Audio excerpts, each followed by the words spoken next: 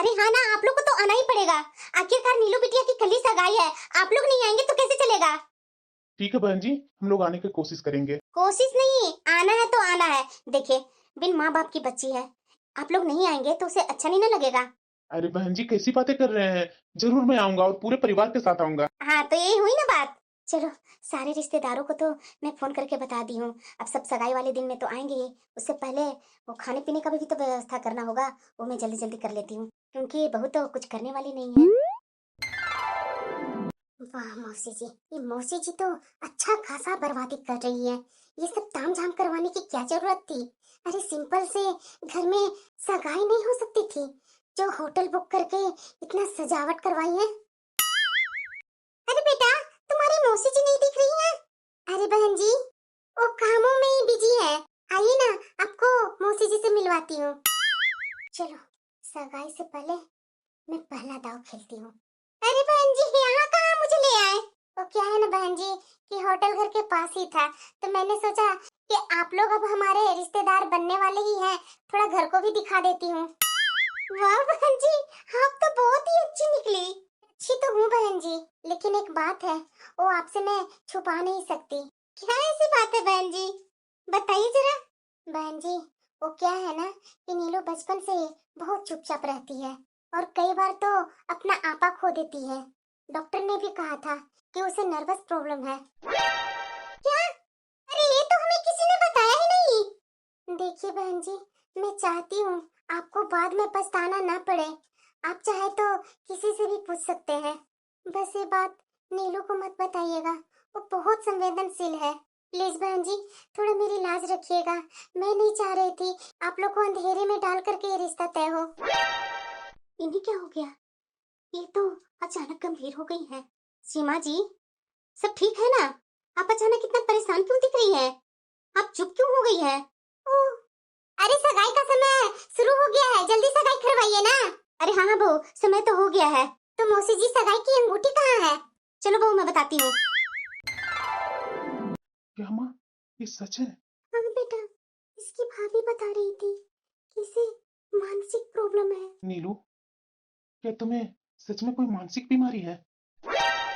नहीं तो आपको किसने कह दिया? और अचानक आप ये प्रश्न क्यों पूछ रहे हैं? अरे बेटा, शांत हो जाओ, सब लोग हमारी तरफ ही देख रहे हैं। अरे बहन जी, सगाई की अंगूठी कहाँ है आपकी? हाँ वो है ना, मैं अभी लाई। ये क्या, इस सीमा जी को क्या हो गया? मुझे लग रहा है कुछ न कुछ गड़बड़ जरूर है। अचानक सीमा जी इतनी परेशान क्यों हो गई? और मुझे लग रहा है कि कहीं ना कहीं ये बहू का ही चाल है। मैं अब ठान ली हूँ कि मैं इसका खुलकर मुकाबला करूंगी, वरना ये लोग फिर से नीलू का रिश्ता बिगाड़ देंगे। अगर मैं अभी कुछ नहीं किया तो रवि के परिवार के मन में बोया गया शक शादी तोड़ भी सकता है। क्या बिटिया, उन्होंने ऐसा पूछा तुमसे? हाँ मौसी जी, लेकिन मैंने मना कर दिया कि मुझे ऐसी कोई दिक्कत नहीं है। अब मुझे समझ में आ रहा है, मेरी शक ना सही निकली। ये सब बहू का किया धरा है। अब मुझे कल ही सब लोगों को यहाँ बुलाना होगा और इससे पहले नीलू का मेडिकल चेकअप करवाना होगा। बिटिया, तो चल मेरे साथ अभी के अभी। पर कहाँ मौसी जी? हॉस्पिटल चलेगी चेकअप के लिए। पर क्यों मौसी जी? बिटिया तू डर मत, मैं हूं ना। रवि बेटा, शायद तुम्हारी माँ को कल किसी ने नीलू के सेहत के बारे में कुछ बताया होगा। हाँ हाँ बहन जी, बस एक बात सुनने में आई थी कि नीलू को नर्वस होने की कोई समस्या है, शायद उसे कोई मानसिक परेशानी है। बिटिया उदास मत हो, मैं हूं ना। अच्छा हुआ कि मेरे बोलने पर आप लोग सब फिर यहाँ आए। मैं आप लोग को संदेह को यहीं दूर कर देती हूँ।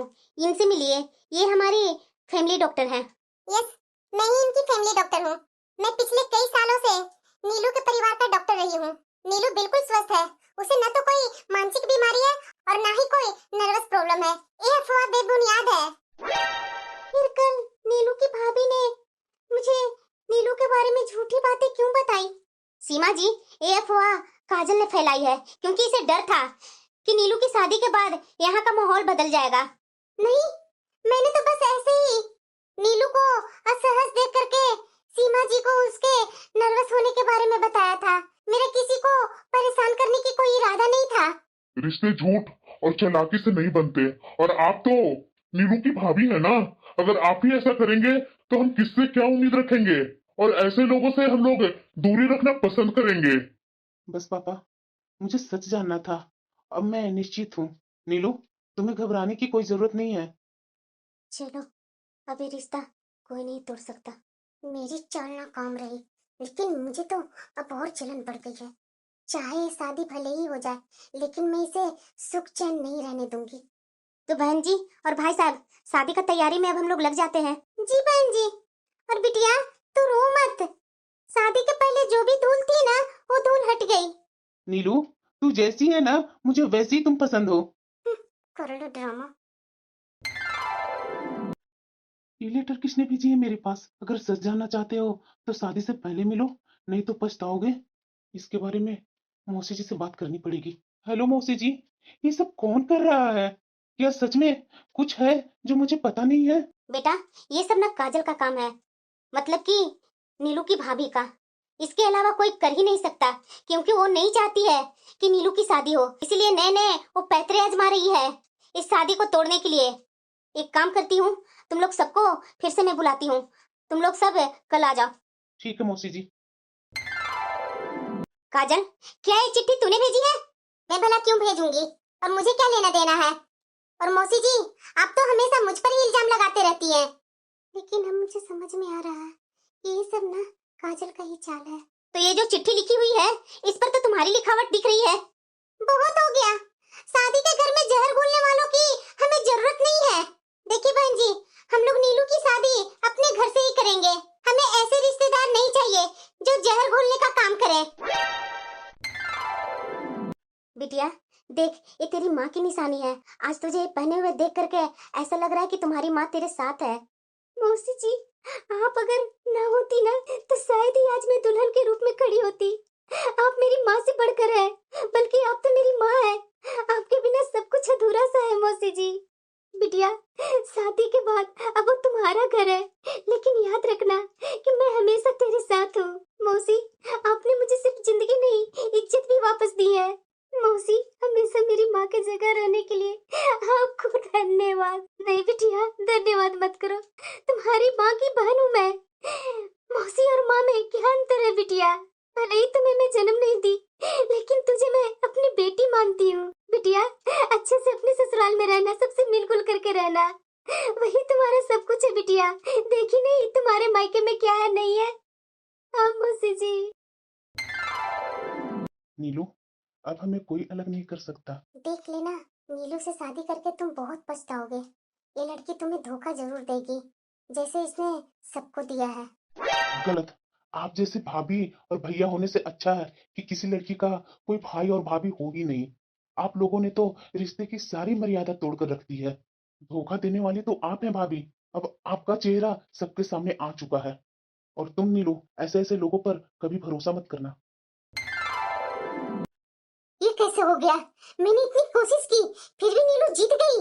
और ये रिश्तेदार इस बार शादी में आए थे, तो पहले मेरे से कितने हंस हंस कर बातें करते थे।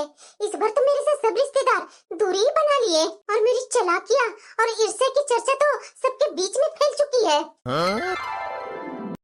अरे बहू। हाँ माँ जी। तुम्हें किसने बोला किचन में आने के लिए? माँ जी, सुबह हो गई थी ना, तो मैंने सोचा सबके लिए चाय नाश्ता बना दूं। अरे बहू, तुम्हें तो जिंदगी भर किचन संभालना ही है, लेकिन अभी तुम्हें घूमने फिरने का समय है। यहाँ से तुम जाओ अपने कमरे में, किचन का काम कोई और कर लेगा। माँ जी, यहाँ तो हम लोग दोनों ही हैं, किचन कौन संभालेगा? और आप इस उम्र में काम करेंगे, अच्छा नहीं ना लगेगा माँ जी? मैं खुद कर लेती हूँ ना काम। अरे नहीं नहीं बहू, मैं खाना नहीं बनाने वाली हूँ, और ना ही तुम बनाओगी। ओ, घर में कुक लगा रखी हूँ ना, वो लोग ही खाना बना लेंगे। पर माँ जी, मैं अपने हाथ से खाना बनाकर खिला रही हूँ ना। अरे नहीं बहू, अभी भी तुम नहीं हो। जब मुझे मन होगा ना तुम्हारे हाथ का खाना खाने का, तो मैं किसी और दिन बोल दूंगी, उस दिन तुम मेरे पसंद का खाना बना लेना। लेकिन तू जा, मेरा बेटा इंतजार कर रहा है। आज तुम्हें हनीमून पर मेरा बेटा शिमला ले जा रहा है घूमने के लिए। क्या माँ जी? अरे हाँ बहू, अभी तुम्हें यहाँ किचन संभालने की जरूरत नहीं है। अभी जा, अभी घूम फिर करके आ। ये बहू भी ना इतनी सीधी सादी है ना कि मैं क्या बोलूं। मुझे तो विश्वास ही नहीं हो रहा है, ससुराल ऐसा भी होता है। मैं तो सोचती थी कि शादी के बाद घर संभालना होता है लड़कियों को। यहाँ तो माँ जी मुझे एक काम को हाथ नहीं लगाने दे रहे हैं। नीलू, हाँ? मैं सारा पैकिंग कर लिया हूँ, चलना नहीं है क्या शिमला? माँ जी को अकेले छोड़कर? तो हनीमून पर सास को भी ले जाएगी? तो क्या है, साथ में माँ जी भी रहेंगी, घूमने फिरने ही तो जा रहे हैं हम लोग। अरे मेरी भोली भाली पत्नी, माँ हम लोग को बीच में क्या करेगी? माँ जी को बुरा नहीं लगेगा?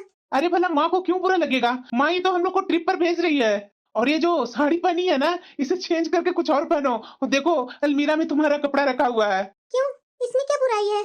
शादी के बाद तो सारी लड़कियां साड़ी ही पहनती है। लेकिन मैं नहीं चाहता हूँ कि शादी के बाद मेरी पत्नी घर की जिम्मेदारी लेकर के साड़ी में बंधी रहे। चलो चलो, बहुत देरी हो रही है, चेंज करो कपड़ा और चलो, हम लोग को लेट हो रहा है। ठीक है, अगर आप बोल रहे हैं तो मैं चेंज कर लेती हूँ। बिल्कुल सीधी सादी भोली वाली है। ये कपड़े मुझे पहनने हैं। तो क्या बुराई है वो कपड़े में? अरे बहू, लेट क्यों कर रही है? टाइम हो गया है, जल्दी कपड़े चेंज करो, जल्दी निकलो। अच्छा ठीक है माँ जी, आप बोल रहे हैं तो मैं पहन लेती हूँ। क्या खराबी है बहू उन कपड़ों में? मेरा ही पसंद है। मैडम जी, मैं खाना तो बना ही रही थी, आप जाइए ना, आराम कीजिए। अरे नहीं रानी, आज मेरे बहू और बेटे आ रहे हैं हनीमून से, तो मैं अपनी बहू का पसंद से कुछ आइटम बना के रखती हूँ, ताकि बहू को भी तो पता चले कि सास भी खाना अच्छा बनाती है। वाकई में मैडम जी, आप कितनी अच्छी सास है।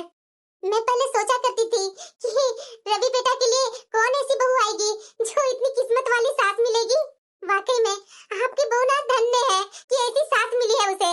नहीं नहीं नहीं रानी, मैं धन्य हूँ, मैं सौभाग्य वाली हूँ कि मुझे मेरी बहू इतनी अच्छी सीधी सादी भोली भाली मिली है। मैं तो पहले बहुत डरा करती थी कि पता नहीं इकलौता बेटा है मेरा, कैसी आएगी मेरी बहू, पता नहीं मुझे उंगलियों पर नचाएगी या कैसे रखेगी। लेकिन मेरी बहू तो बहुत ही सीधी सादी है, मैं तो कभी सपनों में भी नहीं सोची थी ऐसी मेरी बहू है। तू बाकी का काम देख ले, जब तक मैं ये कुछ डिश बना करके निकलती हूँ किचन से। जी मैडम जी। अरे बहू, ये सब लाने की क्या जरूरत थी तुझे? माँ जी, ये सब मुझे आपके लिए खरीदना बहुत अच्छा लगा, इसलिए मैं खरीदी हूँ, और पापा जी के लिए भी है इसमें माँ जी। तू ना बहू मुझे ना लड़की बना करके रखेगी, ऐसा ऐसा ड्रेस लेकर के आई है मेरे लिए। मेरी माँ इतना जल्दी बुढ़ी कहाँ हो गई है? मेरी माँ तो जवान है अभी भी। मैं तुम्हारे साथ निकलता हूँ ना माँ, तो सब बोलते हैं कि ये तुम्हारी बहन है क्या? अरे चल पगले, मुझे इतना मस्का मत लगा। और बताओ बहू, तुम्हें अच्छा लगा ना? जी माँ जी। तो शर्मा क्यों रही है? माँ तुम अपनी बहू को छेड़ो, मैं तो फ्रेश होकर खाना वाना खाकर ऑफिस जाने वाला हूँ। अरे बेटा, आज ऑफिस जाने की तुझे कोई जरूरत नहीं है, पापा गए हैं ना ऑफिस। पर माँ वर्कलोड बहुत ज्यादा है, पापा कितना संभाल पाएंगे? नहीं नहीं, पापा ये बोल करके गए हैं कि आज बेटा को ऑफिस मत भेज देना, आज उसे आराम करने दो, कल से चले जाना ऑफिस। माँ तुम भी ना, और पापा भी गजब कर रहे हैं आजकल मेरे साथ। और क्या, तुम्हारे ऊपर तो अब पत्नी की भी जिम्मेदारी आ गई। पहले तो माँ और पापा का था ना जिम्मेदारी, अब तुम्हारी पत्नी की भी आ गई, तो तीन तीन जिम्मेदारी तुम्हें उठानी पड़ेगी बेटा। तो कुछ समय के लिए तो रिलैक्स चाहिए ना। और बेटा, मैं तुमसे और बहू से कुछ बात करना चाह रही थी। हाँ माँ बोलो ना। मैं सोच रही हूँ ना बेटा कि बहू की पढ़ाई तो अधूरी रह गई है, क्यों ना यहाँ पास के कॉलेज है उसमें बहू को एडमिशन करवा देते हैं आगे की पढ़ाई के लिए। क्यों नहीं माँ, आपने तो ये बहुत अच्छा डिसीजन लिया। अरे बहू, रो क्यों रही है तुम? हाँ नीलू, तुम रो क्यों रही है? तुम्हें पढ़ाई नहीं करनी है क्या? तो कोई बात नहीं, तुम्हारा कॉलेज में एडमिशन नहीं करवाता हूँ। नहीं नहीं, मैं बहुत खुश हूँ। मैं कभी नहीं सोची थी कि शादी के बाद मेरी अधूरी पढ़ाई मेरे ससुराल वाले करवाएंगे। मैं तो बहुत ही खुशकिस्मत हूँ कि मुझे इतनी अच्छी सास मिली, बिल्कुल माँ की कमी पूरी करती मेरी सास। बहू, तू मुझे माँ समझती है और रो भी रही है, रोना धोना नहीं चलेगा बहू। हाँ नीलू, रोना धोना नहीं है, ये तुम्हारा घर है, और घर में कैसा रोना धोना? और हाँ बहू, तुम्हारे कॉलेज के लिए मैं कुछ ड्रेस भी खरीद कर लाई हूँ, तुम पहन करके तैयार रहना। ठीक है माँ जी। अब लग रही है मेरी बहू, मैं कब से बोल रही थी बहू वेस्टर्न ड्रेस थोड़ा पहनो, लेकिन हमेशा बोलती थी नहीं माँ जी। अब कॉलेज जा रही है तो क्या साड़ी में जाएगी तुम? नहीं माँ जी। वाओ नीलू, तुम तो बहुत ही स्मार्ट लग रही हो। देखा ना बेटा, ये नीलू तो ये कपड़ा पहनने के लिए नाम ही नहीं ले रही थी, आज कॉलेज जाना है इसलिए मैं इसे जबरदस्ती बोली कि यही कपड़ा पहनोगी तुम। बहुत अच्छी लग रही है नीलू तुम। थैंक यू आप लोग सबको। क्यों? क्योंकि माँ जी और पापा जी ने मुझे अपनी बेटी के जैसा माना। जब से मैं इस घर में आई हूँ तब से इस घर में मेरी इच्छाओं को मान रखा जाता है। रवि जी मुझे सम्मान और प्यार देते हैं, मैं तो कभी सोची नहीं थी कि ससुराल में मुझे इतना प्यार मिलेगा। अरे बहू, ये तुम्हारा ससुराल नहीं है, मायका ही सोचो। यहाँ किसी चीज के लिए दबने की तुम्हें जरूरत नहीं है। चलो चलो, जल्दी जल्दी नाश्ता कर लो, कॉलेज भी तो टाइम पर पहुंचना है ना। जी माँ जी। अरे नीलू, बस अब उदास मत हो। लेकिन मन के कोने में अभी भी अपने भाई भाभी की बेदर्दी की यादें चुभते रहती है। अगर मेरी मौसी हिम्मत नहीं दी होती तो शायद आज मैं भैया भाभी की घर की नौकरानी बनकर रही होती। बहू जल्दी आना। एक समय था कि मैं किचन में बर्तन धोते धोते देखा करती थी कि मेरी सहेलियां सब कॉलेज जाया करती थी। मैं कभी सपनों में भी नहीं सोची थी कि शादी के बाद मुझे ससुराल में ये मौका मिलेगा कॉलेज करने की। नीलू, हाँ बोलिए। तुम अभी भी उन दिनों को याद करके परेशान हो रही हो? नहीं रवि जी, बस कभी कभी लगता है कि माँ पापा होते तो। अब तुम्हारा घर यही है नीलू, और मैं वादा करता हूँ कि तुम्हें कभी किसी बात की कमी महसूस नहीं होने दूंगा। जी। ये बहू आजकल कुछ खा पी क्यों नहीं रही है? बहू। हाँ माँ जी। तुम्हारी तबीयत तो ठीक है ना? हाँ माँ जी, लेकिन इधर कुछ दिनों से ना मेरी तबीयत कुछ अच्छी नहीं लग रही है। कभी सुबह सुबह उल्टी हो जाती है और कभी कभी तो लगता है कि चक्कर आ रहा है। क्या? मुझे तो कुछ और लग रहा है बहू। क्या माँ जी? चलो हॉस्पिटल, मैं हॉस्पिटल में तुम्हें दिखा लाती हूँ कि तुझे हुआ क्या है। माँ जी, इतनी छोटी बात के लिए हॉस्पिटल क्या जाना? ऐसे तो कभी कभी होते ही रहता है, ऐसा कुछ ज्यादा तबीयत नहीं खराब है माँ जी। मुझे तो लग रहा है बहू कि मैं दादी बनने वाली हूँ। क्या? अरे हाँ बहू, इसीलिए तो कंफर्म करने के लिए हॉस्पिटल जाने के लिए बात कर रही हूँ तुमसे। चलो हॉस्पिटल में दिखा कर लाती हूँ कि हुआ क्या है। अगर तबीयत खराब होगी तो डॉक्टर दवा दे देगी। आखिरकार बात क्या हुआ सीमा, जो हम लोग को अचानक फोन करके बुलाई है? अरे बात ही कुछ ऐसी है, इसीलिए आप लोग को जल्दी फोन करके बुलाना पड़ा। अच्छा तो बता भी तो दो, क्या आखिर बात है? ऐसे थोड़ी ना बताऊंगी, मुझे तो गिफ्ट चाहिए आपसे, और इस बार मेरा बेटा से भी गिफ्ट चाहिए मुझे। माँ बताओ तो पहले। गिफ्ट तो हमेशा आपके लिए हाजिर रहता है, लेकिन आप ही हो कि लाने से मना कर देते हो कि नहीं नहीं, इतना कुछ मेरे लिए लाने की जरूरत नहीं है। हाँ बेटा, इस बार तो लेकिन मैं तुमसे ही गिफ्ट लूंगी। अरे सीमा बता तो दो। आप दादा और मैं दादी बनने वाली हूँ, और तुम पापा बनने वाले हो। वाह सीमा, ये तो बहुत बड़ी खुशखबरी सुनाई तूने। हाँ माँ, खुशखबरी तो बहुत बड़ी है, तो गिफ्ट भी आपको भारी भरकम चाहिए ना माँ? अरे बेटा, मुझे कोई गिफ्ट नहीं चाहिए, वो इतनी बड़ी गिफ्ट दे रही है और क्या चाहिए मुझे तुम लोग से। लेकिन सीमा जी, मैं तो आपको गिफ्ट जरूर दूंगा, दादी बनने की खुशी में। हाँ वो तो मैं लूंगी ही आपसे। बहू, तुम्हारी पढ़ाई भी कंप्लीट हो गई है, तो बहू थोड़ा ना धीरे धीरे घर में चला करना, उछल कूद पहले जैसा मत करना। जी माँ जी। और हाँ, पहले से खुद को ज्यादा ध्यान देना पड़ेगा बहू। जी माँ जी। और हाँ बेटा, इसे सुबह शाम तुम ले जा करके टहला करके लाओगे। जी माँ। अरे बहू, सुना था कि तू बहुत समझदार है, फिर अपनी ननद की शादी क्यों बिगाड़ना चाहिए थी तू? ऐसी भाभियां होती है बहू। ये मेरा पति पहले सारी बातें मेरा मानता था, अब तो ये हमेशा चुप रहता है। काजल, क्या हुआ? ये जो तूने नीलू के खिलाफ किया ना, उससे हमारी इज्जत मिट्टी में मिल गई है। लोग अब मुझे ताना देते हैं। मैंने तो सब ये आपके लिए किया था, ताकि ये घर हमारा रहे। घर इज्जत से चलता है, साजिश से नहीं। दिख नहीं रहा है? नीलू के शादी के बाद घर में अशांति फैला हुआ है। मुझे तो आज पछतावा हो रहा है कि मैं अपनी बहन का साथ क्यों नहीं दिया, हमेशा साथ तुम्हें क्यों दिया।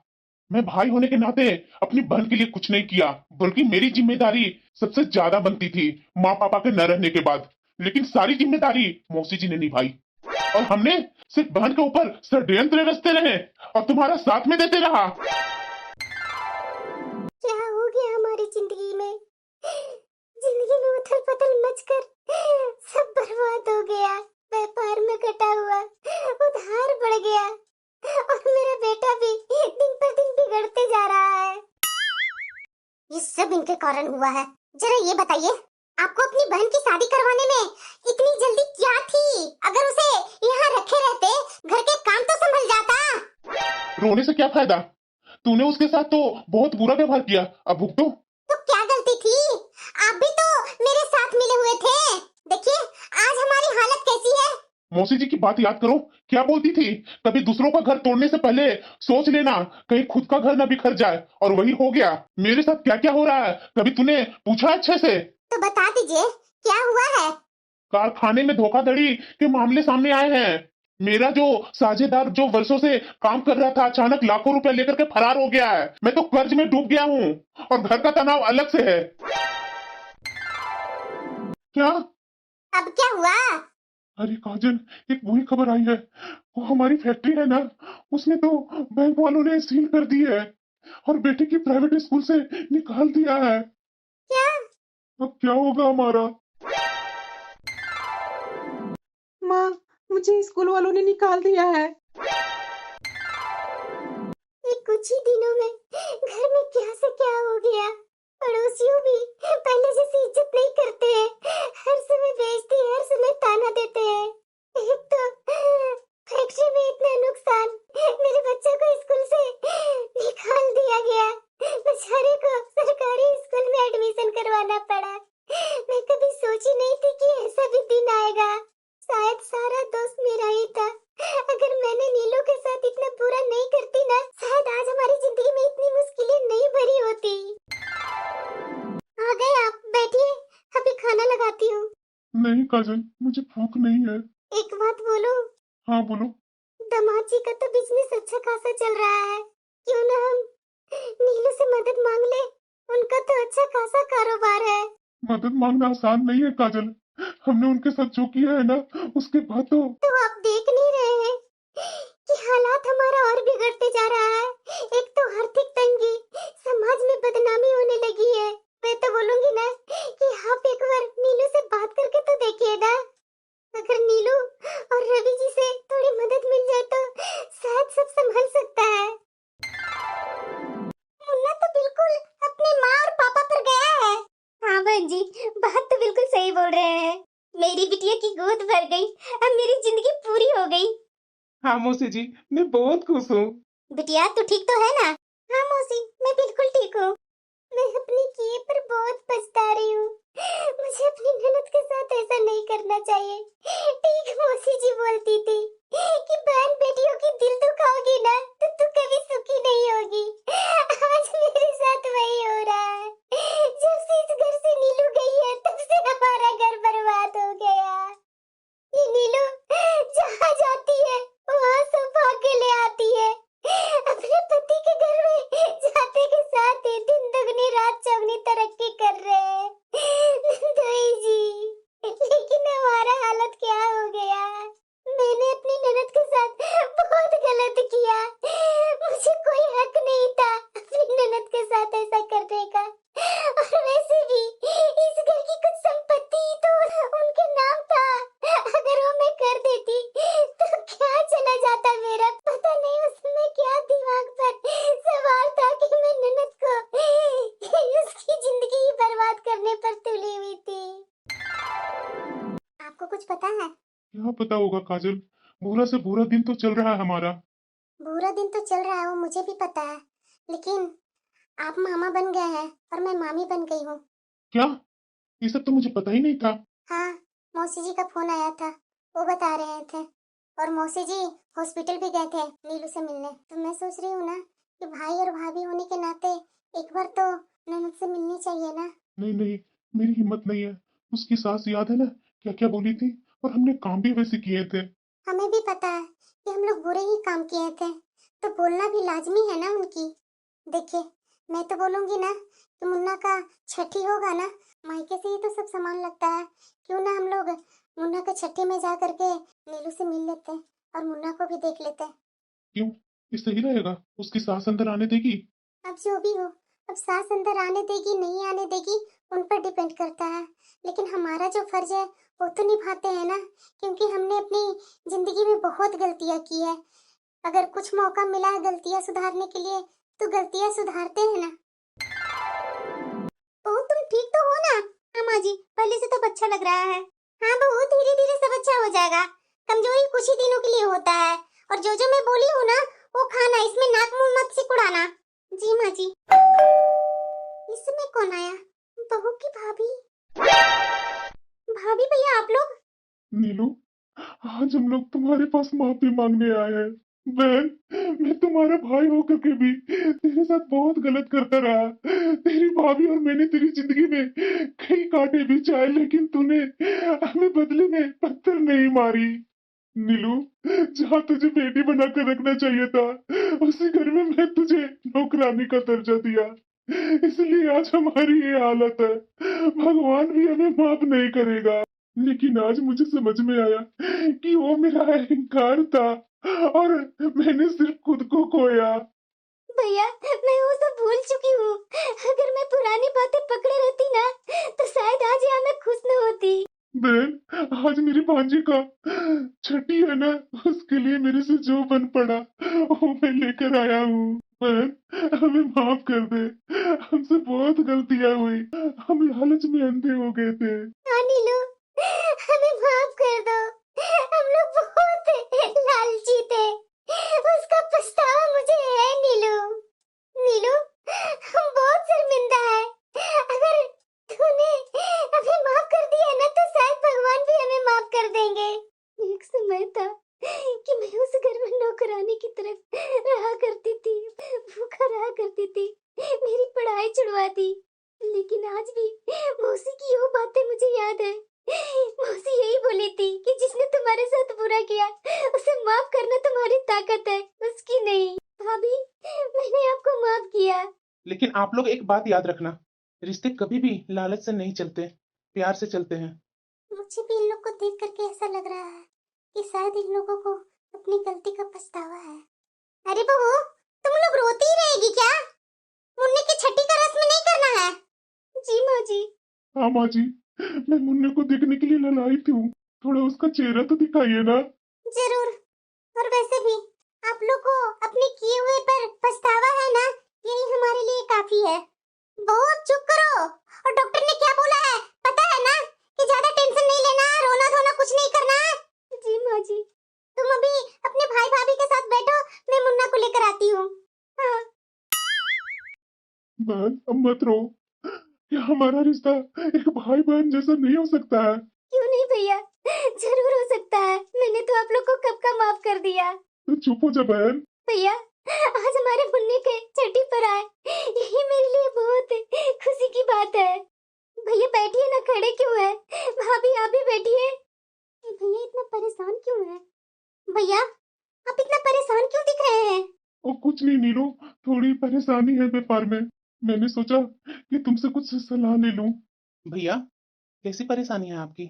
और दामाद जी, थोड़ा मेरा व्यापार में नुकसान हो गया है। टेंशन मत लीजिए, मैं आपको मदद कर दूंगा। क्या? हाँ, अपने अपने के ही तो काम आते हैं। सच में ये लोग कितना अच्छा है। बिना किसी कानूनी कागजात या संपत्ति के हिस्से की मांग किए ये दामाद जी हमारी मदद करने के लिए आ गए। देखिए भैया, मैं भी आपके बिजनेस के बारे में बहुत दिनों से सुन रहा हूँ, इसलिए आपके बिजनेस में मैं छोटी सी साझेदारी कर देता हूँ ताकि आप फिर से खड़ा हो सके। सच में दामाद जी, मैं कभी नहीं सोचा था कि जिन लोगों के साथ मैंने गलत किया, आज मेरी एक बोली पर आप तैयार हो गए। मैं बहुत शर्मिंदा हूँ दामाद जी, बहुत शर्मिंदा हूँ। पता नहीं मैं अपनी बहन का दुश्मन कैसे बन बैठा था। अब बस कीजिए भैया, आपको अपनी गलती पर पछतावा है ना, बस यही हमारे लिए काफी है। आपको अपनी गलती से सीखने को तो बहुत कुछ मिला। हाँ दामाद जी, मुझे यही पता चला अपना ही अपने को काम आता है। नीलू, तुमने मुझे माफ कर दिया, लेकिन मैं खुद को माफ नहीं कर पाऊंगी। भाभी, गलती करने से बड़ा है उसे मान लेना और बदल जाना। बस अतीत को छोड़ करके आगे बढ़िए ना भाभी। हाँ भैया, चलिए, माँ सबको वहाँ पूजा में बुला रही है।